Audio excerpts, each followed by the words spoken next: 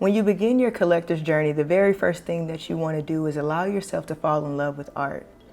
Allow yourself to fall in love with different pieces over time until you start to develop what type of art it is you really love.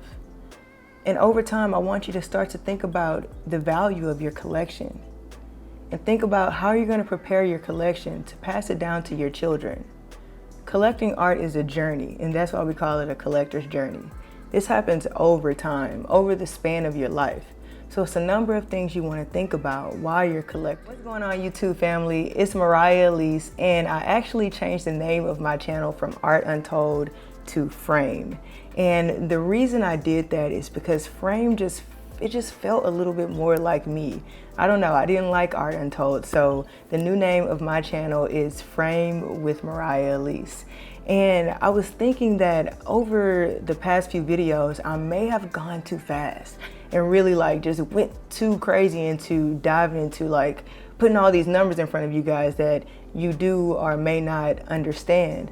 And I thought it was important to just rail back and talk about why and how do you start your collections journey? How does that even start? How do you even get started? And the very first thing that someone told me was to find out what's gonna make me feel, find out what I fall in love with, what's my taste in art as a collector. And I know it's a lot easier said than done, but you have to. You have to start your collection with things that you love and understanding what your taste in art is. One of the best ways to do that is just keep art in your face. Keep it in your face at all times. Subscribe to art newsletters. Visit galleries, and I know that's very difficult to do right now, but we are blessed with the opportunity to be able to scroll down Instagram or get on our computers and just really look up who are the top artists in the world, or look up underground artists and look at galleries online. So we have those opportunities. So if you're thinking about becoming an art collector, you want to use them. Two of the main programs that I love to use when I'm looking for new artists would be Instagram and Artsy.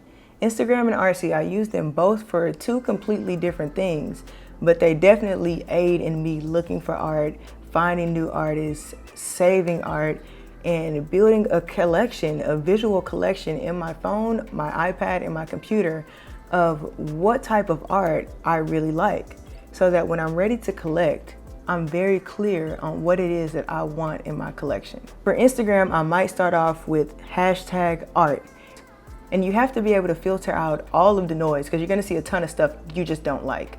But when you see something that you do like, click on it, visit that artist page, and decide whether you wanna love it, like it, save it, and subscribe or follow them on Instagram. So when I first find an artist that I like, I scroll down their page, find out, okay, what is it that I really like about this person? Is it their style? Is it their political views? What is it that I like? And I'll click on an image, go through a few if it's available for me to do that.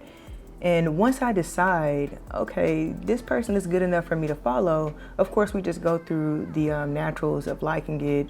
And I like to save them to a collection so I can always go back to it and then I follow them. When I'm using a program like Artsy's a little bit more expound. It gives you so many options. So I'll look at their career stage, try to decide who I want to look at, scroll down, allow myself to see different images. And when I see something that just really, really strikes me, I'm gonna click on it. And Artsy's really cool because once you click on it, you're able to see a bit of the information about the painting, the dimensions, and so on. And then you're able to look at the works that are for sale and you're able to follow them. All right, so it gives you more information about the artist. Are they established? Are they represented?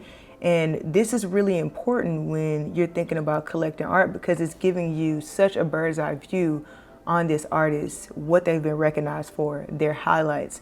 And this should play a major component in what you're gonna collect when you start to spend a little bit more money. Like this piece that I'm currently looking at is $20,000. So if you're on the beginner stage of collecting and you're spending $500 or below $500, maybe you're not doing all this, but I would suggest that it becomes a habit that you really look into the artist, which brings me to my very next point, which is tip number 2. Slow down and do your research. Just as I was on Artsy, really starting to dig into that artist, that's a part of research. If you are at a gallery and you're talking to the galleries, ask the gallerist questions like, do you have provenance? Meaning, do you have papers of authenticity? Do you have another part of the collection that this artist is showing? Are there more works that I can look at? Ask yourself, or ask the gallerist, or if you're on a website, dig for those questions that you have questions about so you can get a full spectrum and you're confident in your purchase. Do your research on the artist. Do your research even on the gallery that you're purchasing from. Step number 3 for me would be to preserve and to protect. So after you've gone through your steps, you know your art style, you're this close to buying a piece, you've done your research, but what do you do when you get home? Do you just put a few nails in the wall and hang it yourself? Do you call someone to come hang it? Should you hang it near the sunlight if it's oil or if it's acrylic? How do you gauge where you should hang it in your house? Now, if you're on a journey, meaning that you want this artwork to preserve itself over a lifespan and even past your lifespan, then you want to protect and preserve. And when I say protect, I want to go back to having the paperwork or the authenticity papers on the artwork. And that's going to help you protect and preserve the art, that you have the artwork over time and that you create a provenance for the piece that you have, so that when you're towards the end of your collection, you have all of this in order. Now, when I say protect and preserve in another way, I mean, how are you hanging the piece? You want to make sure that you've taken the proper steps to ask the artist or the gallerist, or done a little bit of research of how do you hang a piece properly in your house to protect it. How do you clean the piece? There are several questions that you might have, like how do you clean it? Where do you hang it? Should I hang it near light? Should people touch it? It's several questions that you want to get answered for that particular piece before you take it home and you hang it. Now, as you are buying over time, you want to keep your collection organized. I personally use artgalleria.com. Now listen, step four to beginning your art collection, or beginning to understand how to start your art collection, is going to sound like a lot, because I want you guys to do these things simultaneously, meaning these are things that I want you to think about as you start the collection, when you're buying, while you're doing your research, while you're organizing. I want you guys to do step 4 while you're doing step 1 through 3. So here it is. Step 4 is gonna sound like a lot, because I want you to do step 4 simultaneously while you're doing step 1 through 3. Step 4 is protect your legacy, diversify your collection, and consider your role as an art collector in the art community and in the art role. Now I want to start with consider your role. As an art collector, not strictly an investor, not someone who buys and sells like I sometimes do. I sometimes buy shares of art. But as a collector, what's your role? The art world can definitely be incredibly prestigious at times, but there's also this portion, this beautiful portion of the art world, when the artist is beginning their career and over time you watch them grow.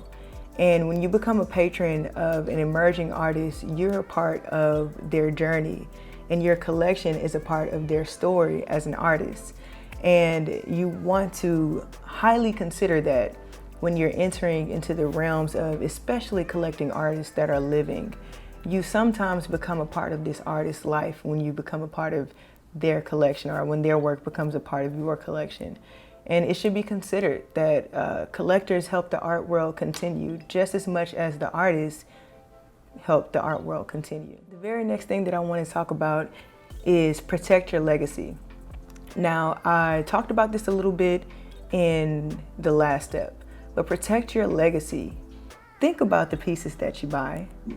That's why the research is necessary. 100% think about, do I want this piece in my collection? Do I need this piece in my collection? What is this piece gonna do for me?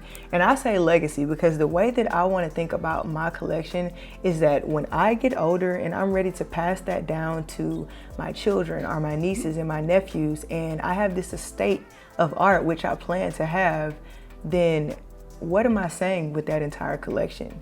What did you learn about me when you started at the beginning of my collection and you got to the end? So I want to be very thoughtful about the things that I collect, and I want those pieces to be timely to my style, to where I'm in life, and where we are in the world. The last part C of step 4, is diversify your collection.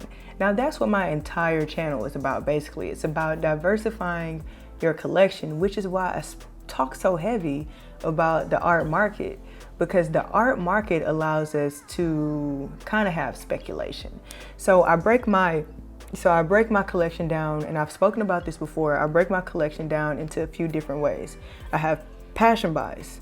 Those are the buys when I'm buying them and I don't care what they do. I don't care if they appreciate in value. I don't care if the artist blows up at some point. I wasn't buying that piece to make money on it at all. I bought it strictly because I love it.